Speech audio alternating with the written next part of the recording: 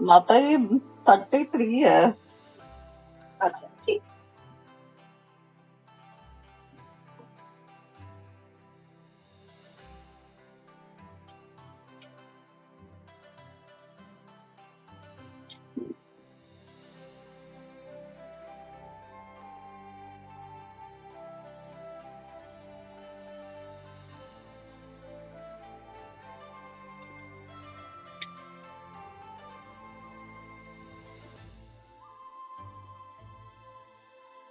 हरे कृष्णा।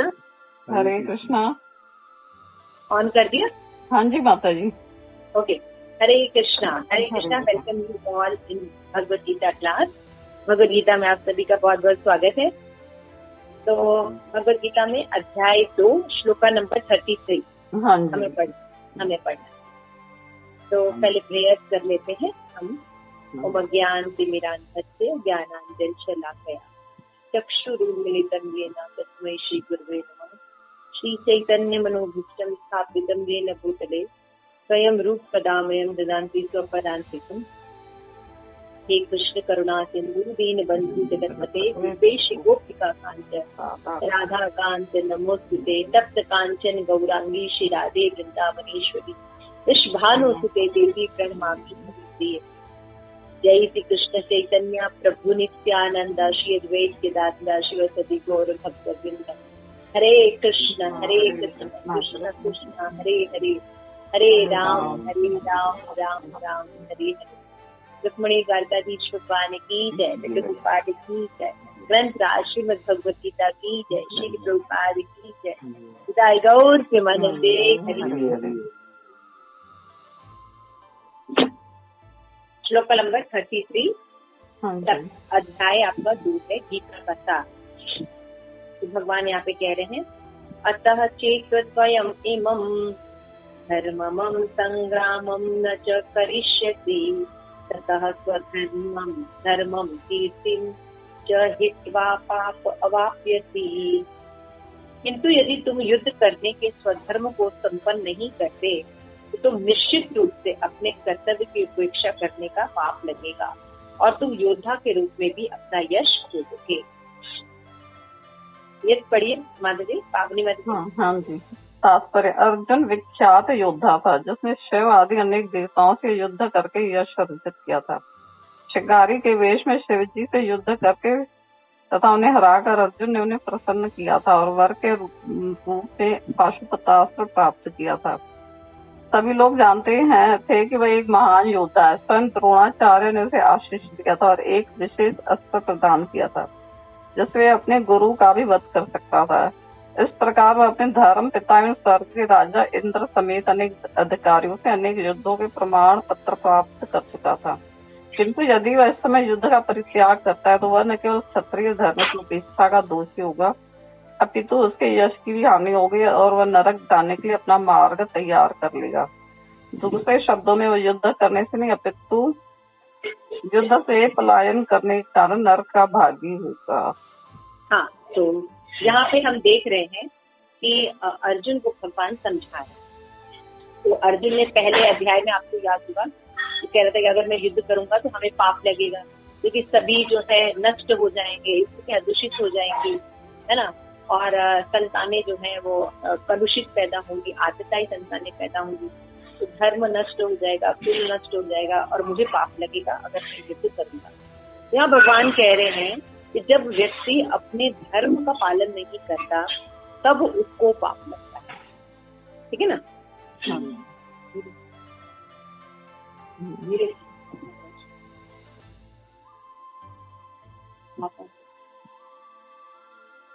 तो यहाँ पे बता रहे हैं कि अर्जुन कोई साधारण व्यक्ति नहीं था।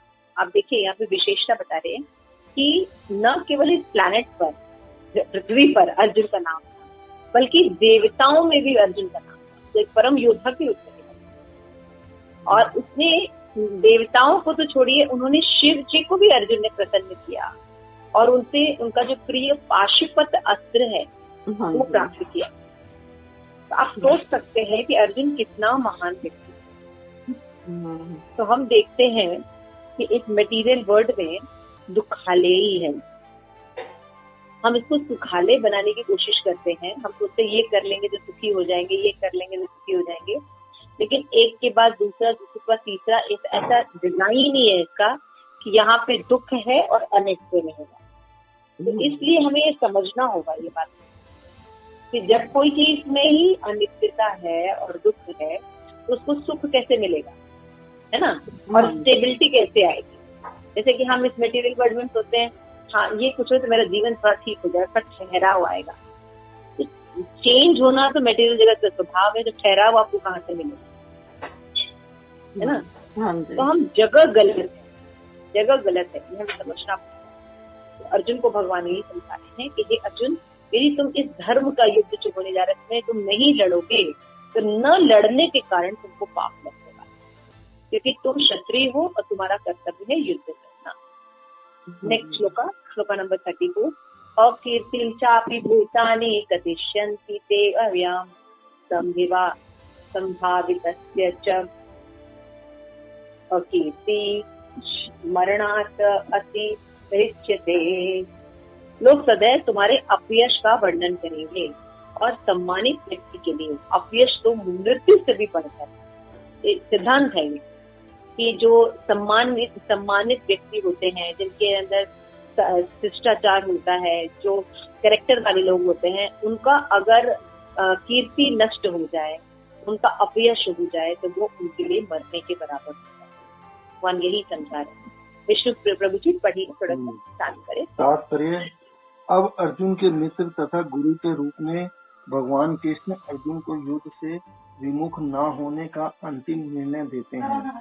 वे कहते हैं, अर्जुन, यदि तुम युद्ध प्रारंभ होने के पूर्व ही युद्ध भूमि छोड़ देते हो तो लोग तुम्हें कायर कहेंगे, और यदि तुम सोचते हो कि लोग गाली देते रहे किंतु तुम युद्ध भूमि से भागकर अपनी जान बचा लोगे, तो मेरी सलाह है कि तुम्हें युद्ध में मर जाना ही श्रेयस्कर होगा।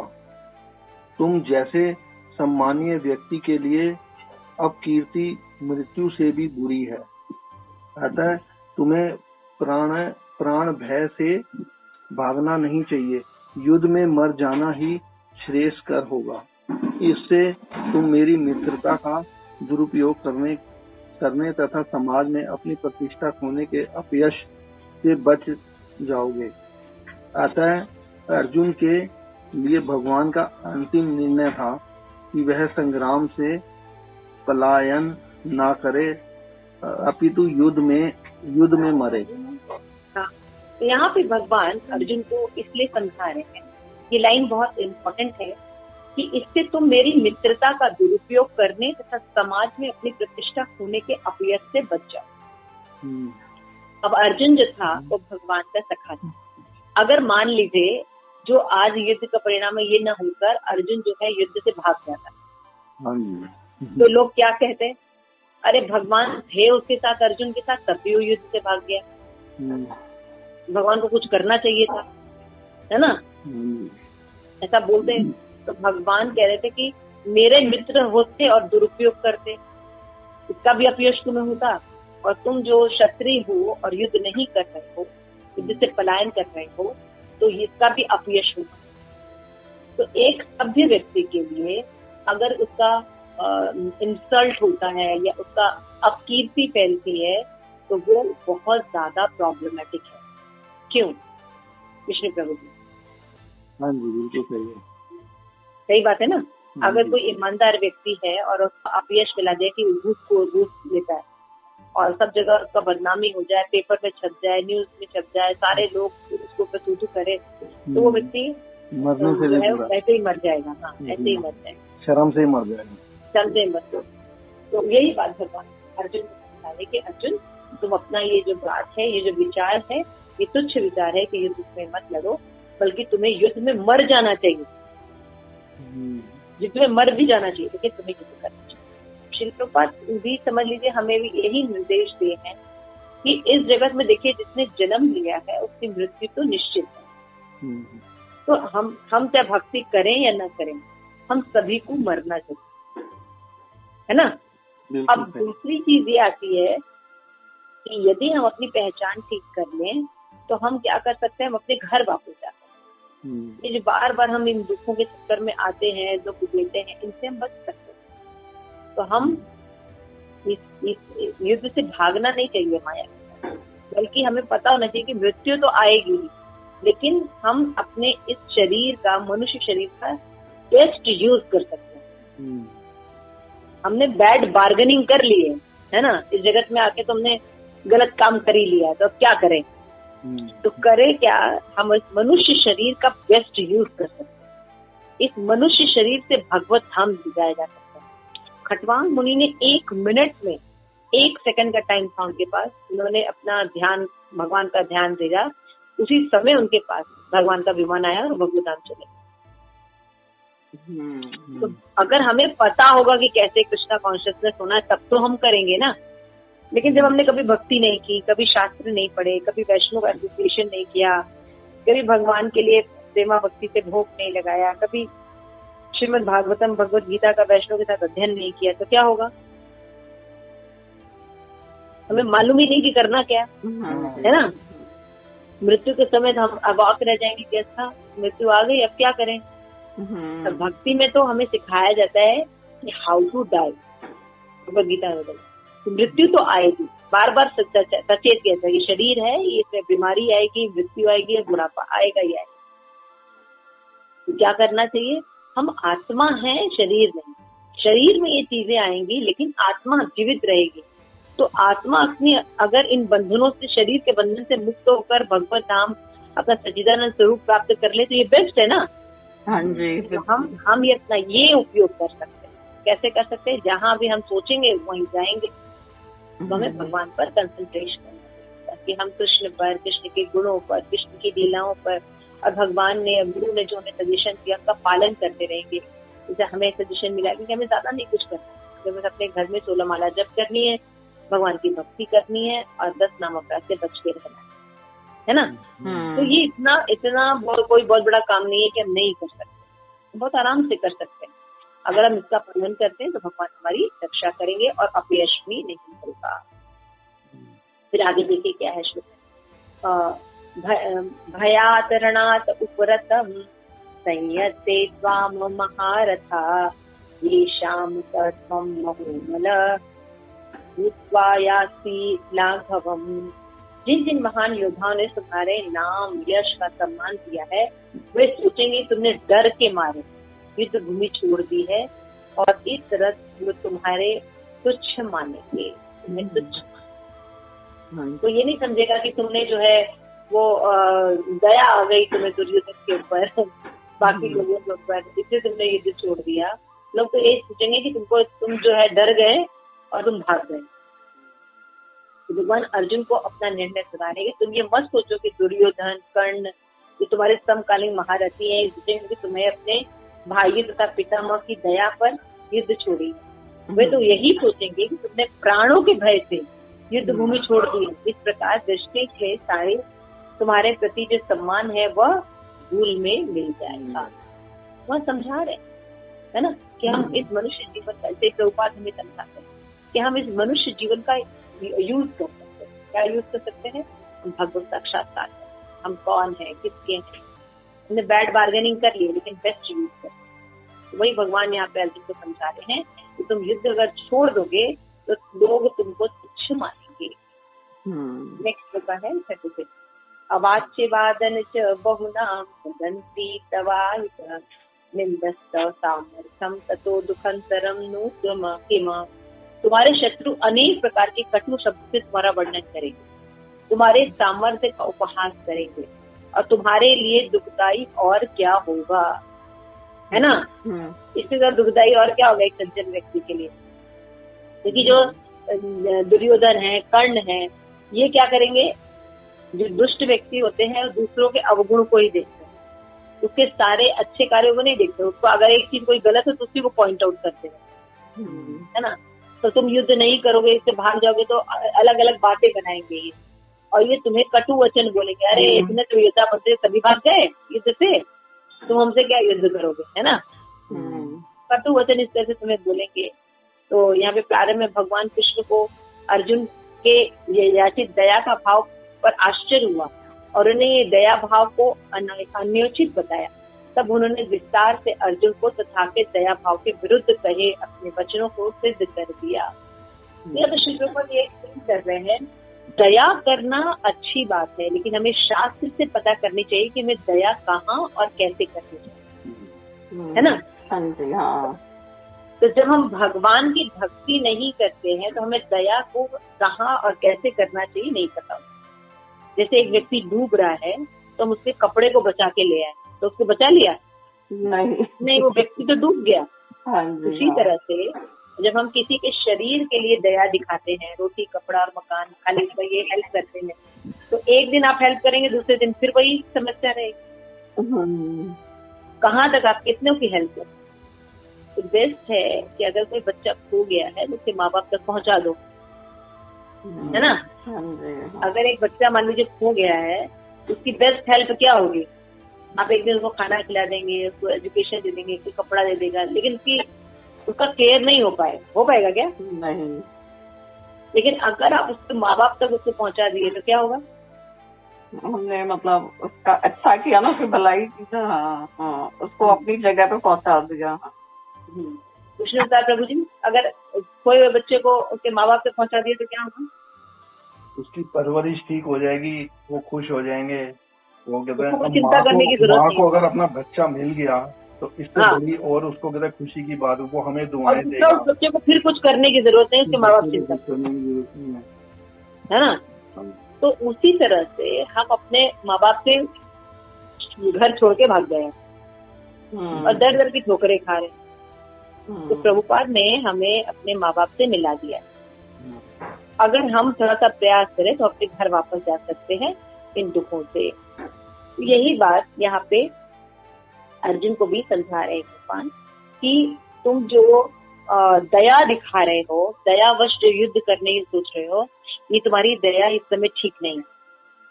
तो दया भी जो है वो भगवान उन्मुख होनी चाहिए। जैसे आपको किसी को खाना देना है, प्रसाद देना है, किसी को हेल्प करनी है, तो आप भगवान का नाम लेके हेल्प कीजिए, भगवान का प्रसाद दीजिए उसको, है ना? This is the real help. उसको चैंटिंग करने को कहिए, उसको माला करने के लिए कहिए, उसको भगवत गीता दीजिए, उसको क्लासेस सुनाइए, ये रियल हेल्प होती है उस व्यक्ति की। तो एक बार व्यक्ति अगर भगवत भक्ति करेगा तो उसको कोई भी दुख नहीं रहेगा। लेकिन अगर किसी के माँ बाप से अगर हम नहीं जोड़े हैं तो थोड़ा थोड़ा उसको कुछ हेल्प कर देने से उसका जीवन सुखी नहीं होगा। तो ये बात समझनी चाहिए। तो दया जो है ये बहुत इम्पोर्टेंट लेसन है हम लोगों के लिए। ये जनरली दया हर व्यक्ति में होती है, लेकिन हम दिखाते हैं कि हम दया करते हैं। मान लीजिए कि कोई गरीब दिखा, वो पैसा मांग रहा है, जैसे आप रेड लाइट पर देखिए बहुत से लोग पैसा मांगते हैं, तो हमने क्या किया, हाँ उसको पैसा दे दिया, फिर वो गया शराब पी के आ गया, वो गया किसी का कत्ल करके आ गया, वो गया कहीं और चोरी करके चला आया, उसने उस पैसे से जाके किसी की चोरी कर ली, जुआ खेल लिया।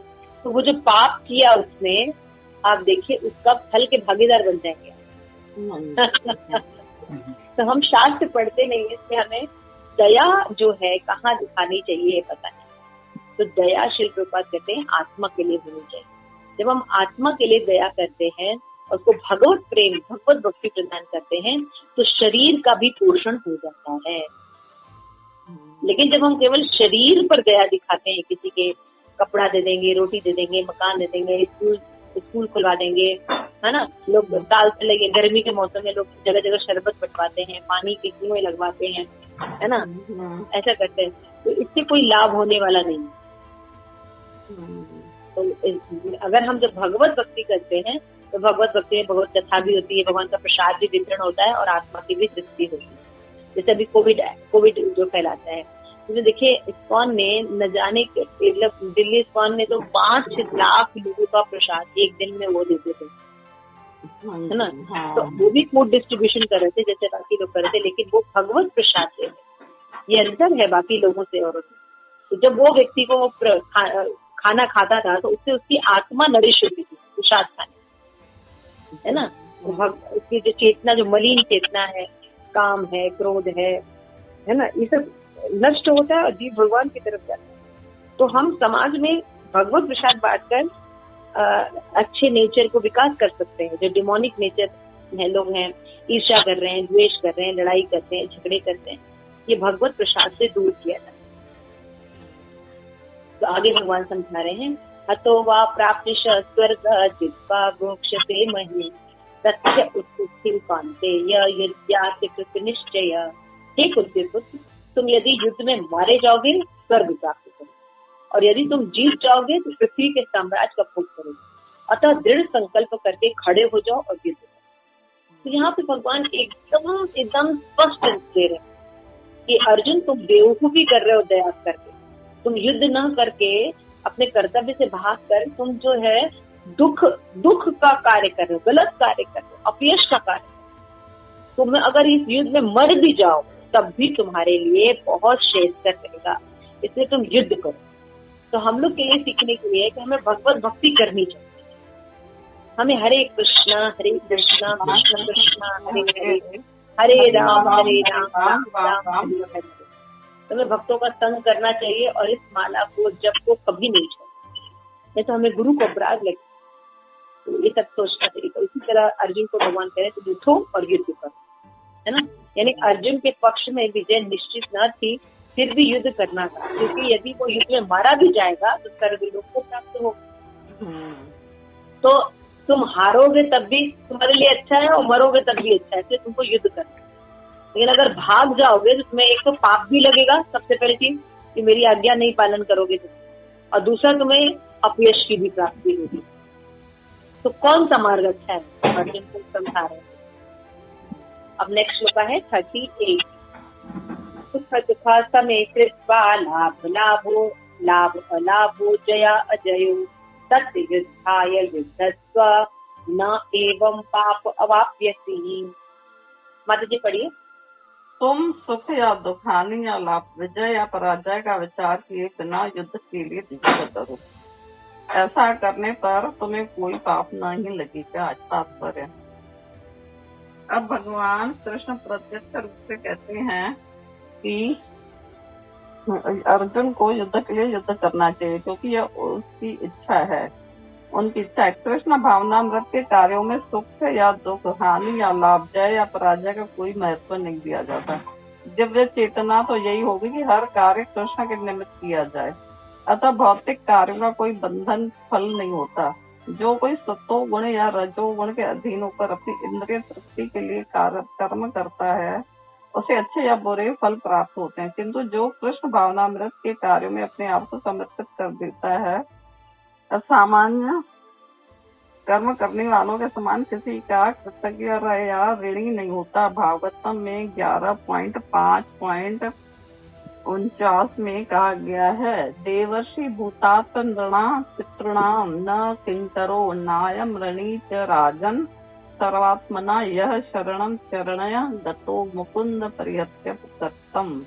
जिसने अन्य समस्त कार्यों को त्याग कर मुकुंद श्री कृष्ण की शरण ग्रहण कर ली है, वह न तो किसी का ऋणी है और न किसी का कृतज्ञ, चाहे वे देवता, साधु, सामान्य जन अथवा परिजन, मानव जाति या उसके पितर ही क्यों न हो। इस श्लोक में कृष्ण ने अर्जुन को अप्रत्यक्ष रूप से इसी का संकेत दिया। इसकी व्याख्या अगले श्लोकों में और स्पष्ट से की जाएगी।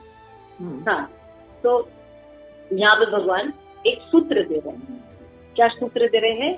कि हमें हानि होगा या लाभ होगा, विजय होगा, पराजय होगा, ये सोचकर भगवत भक्ति नहीं करती। हमें बस भगवान की प्रसन्नता है इसलिए भक्ति करनी। उसी तरह से तुम्हें युद्ध करना चाहिए।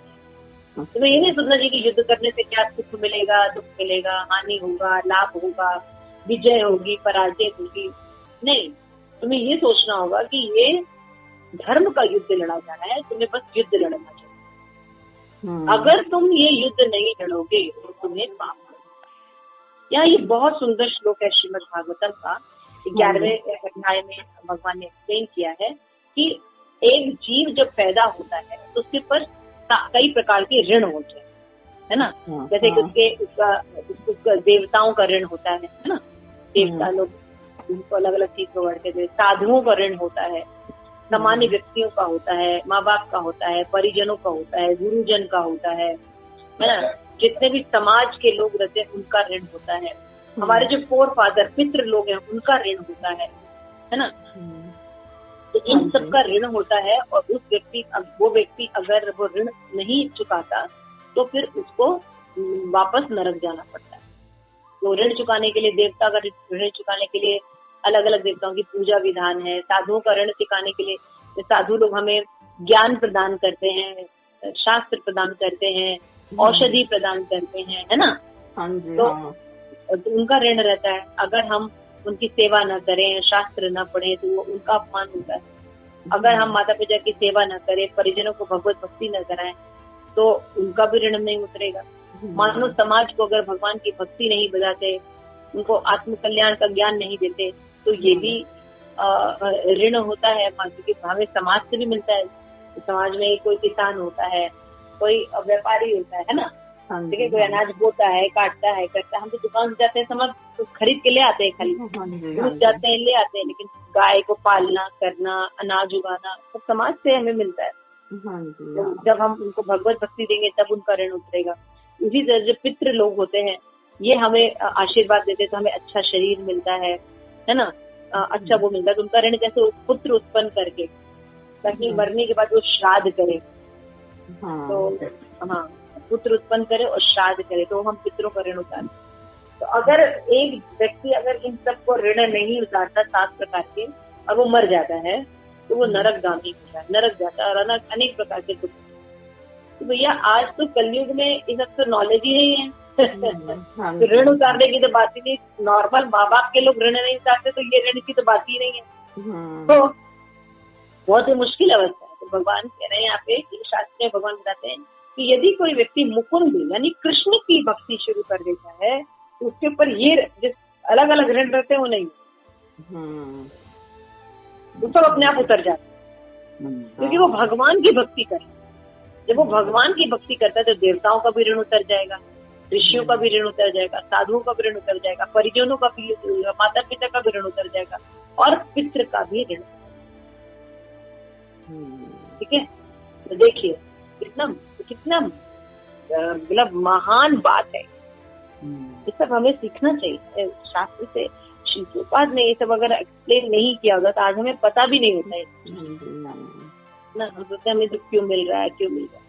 ये सब रीजन है, हम इनके ऋणी हैं। लेकिन हम क्या सोचते हैं, अहंकार को कहना नहीं, हम किसी के ऋणी हुए नहीं। लेकिन हमें पता होना चाहिए कि ये ऋण होते ही है। एक बच्चा पैदा होता है दूसरा, लेकिन अभी एक फैसिलिटी है, यदि हम कृष्ण की भक्ति करते हैं तो केवल एकमात्र कृष्ण की भक्ति करने से हम सारे दुखों से, सारे ऋणों से विमुक्त हो जाए। सोचिए,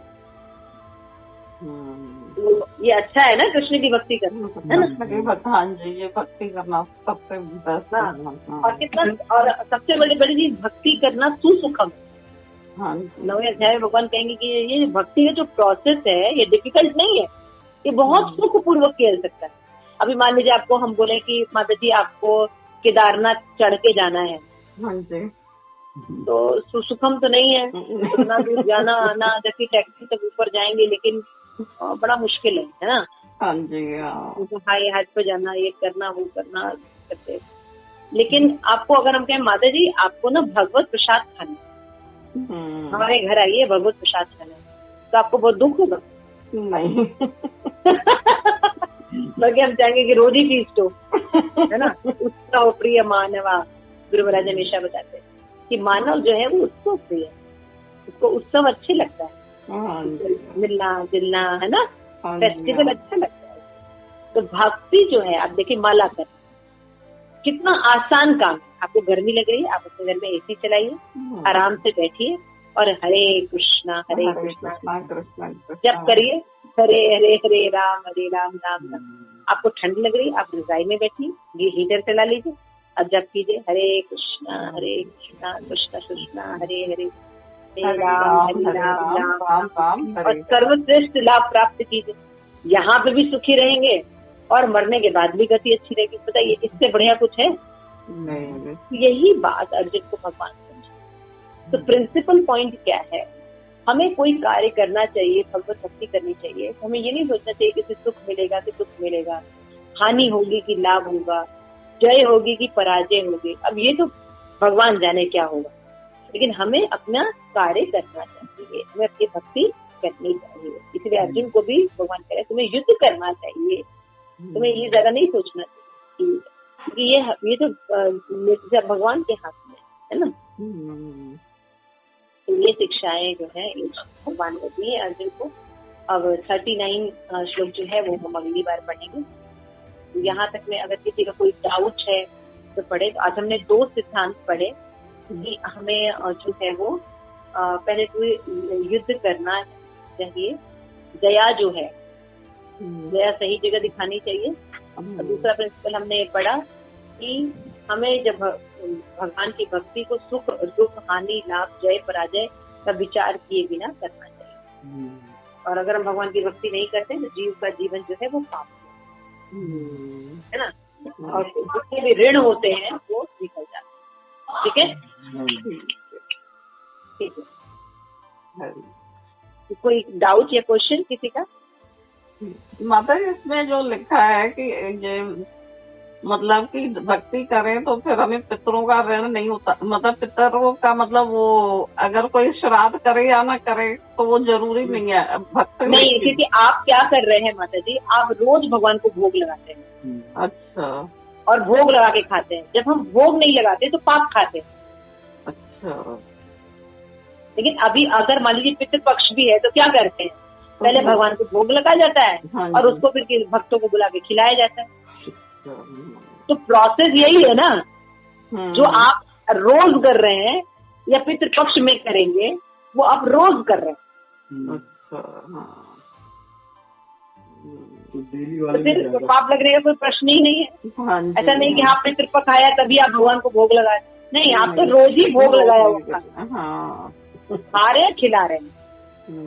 तो इसलिए भक्तों को अपने घर पे बुलाना चाहिए, प्रसाद कराना है ना। बर्थडे अकेले अकेले नहीं बनता। इसलिए होता है क्योंकि बहुत गलत है। तो ऐसा नहीं कि हम लोग विष्णुदास प्रभु जी का बर्थडे भूल जाएंगे, ये ऋण तो रहेगा ही। ठीक है, थैंक यू सो मच। मजाक अपनी जगह है, ठीक है। तो आप हमें ये प्रोसेस समझना चाहिए। जो आपने क्वेश्चन पूछा तो आपको समझना चाहिए कि प्रोसेस क्या है। प्रोसेस ये है कि किसी का भी ऋण होता है जब हम उसको भोग लगाते हैं और फिर उसको साधुओं को खिलाते हैं प्रसाद। यही करते हैं ना पितरों में। हाँ, ऐसे ही करते हैं। श्राद्ध करते हैं, जो व्यंजन अच्छे लगते हैं वो बनाते हैं। बिना लहसुन प्याज के व्यंजन, मीट मछली नहीं बनता ना, नहीं है ना, बनता है। फिर क्या करते हैं, एक कुत्ते को खिलाते हैं, कौवे को खिलाते हैं, क्योंकि कोई भगवान की भक्ति तो पता नहीं है हमें। तो कहने का जब भगवान को खिला देते तो सारे पितृ को सब कुछ मिल जाता है, क्योंकि वो भगवत प्रसाद खा रहे हैं। और जब उनको मान लीजिए जो दुख हो रहा है क्योंकि उन्होंने भगवत भक्ति नहीं की है, उनको जो टॉर्चर मिल रहा है उस योनि में, और उनको जब भगवत भक्ति की कृपा से जब सहूलियत मिलती है और उनको तो वो कितना आशीर्वाद देते होंगे आप लोग। मान लीजिए अभी आपको बुखार हो कुछ हो और आपको डॉक्टर आए और अच्छे से ट्रीट करके ठीक कर दे, तो आप उनको कितना आशीर्वाद देंगे, नहीं देंगे? तो अब पितरों को सोचिए, तावे में पढ़े ना नरक का वर्णन, तावे में जलाया जा रहा है, उबाला जा रहा है, और वहां पे आके नारायण नारायण भगवान के सारे भक्त आ जाए और आपके पितरों को ले जाके अच्छे से राजमहल में रखें और उनकी सेवा करें, उनको प्रसाद मिले, उनको खाना मिले, उनको सारा ऐश्वर्य भोगने को मिले, वो कितने खुश हो जाएंगे और कहेंगे अरे विष्णु तुम्हारे भाई भगवान करे तो खूब खूब खूब भक्ति करो। पावनी माता जी, ओहो आप हैं, आप भी हमारे एक पूरे खानदान में से निकले, आप धन्य हैं और आपको वो ऊपर से आशीर्वाद देते हैं। तो पितरों के आशीर्वाद से भी हमें कितनी चीजें उपलब्ध होती है, धन, स्वास्थ्य, पुत्र पुत्री, इस सब की प्राप्ति होती है ना। अच्छा दिमाग, अच्छा शरीर, ये सब पितरों की देन है। तो हमें बेनेडिक्शन देते हैं, हमें आशीर्वाद देते हैं तो हम क्या करते हैं, उनका आशीर्वाद, जब सबका आशीर्वाद प्राप्त हो जाता है, हम भगवत भक्ति कर पाते हैं कलयुग में। आज गुरु महाराज जप कर रहे हैं, तब हम जप कर पाते हैं कलयुग में। आसान है कलयुग में जप करना, आप सोच के देखिए, भगवत भक्ति करना। आप जब अपने खानदान में देखिए, पूरे 1000 लोगों में आप एक लोग होंगे, पूरे आपके खानदान में, चाहे आपका परिवार हो चाहे प्रभु जी का परिवार, पूरे परिवार में ढूंढ लेना कोई भगवत भक्त है। तो 1000 लोगों में एक भक्त होता है, सोचिए। तो उन सब को आप दान दें, इसलिए निर्भय होकर भक्ति किया कीजिए और कराया। इतने गद्दे के इसमें शास्त्र में लिखा है आज, है ना, कितना बेनिडिक्शन है। तो ये सब जो हम पढ़ते हैं तो हमें महामंत्र करने में श्रद्धा मिलती है, उत्साह मिलता है, हमें पता चलता है कि हमारे पितृ से लेके हमारे आगे के जनरेशन भी कर रहे हैं, जो अभी भी हैं उनको भी हमें देखना चाहिए कि कैसे भगवत भक्ति कर सके, उनका कैसे उद्धार हो। श्रील प्रभुपाद की जय, भगवद गीता की जय। एक जगह गुरु जी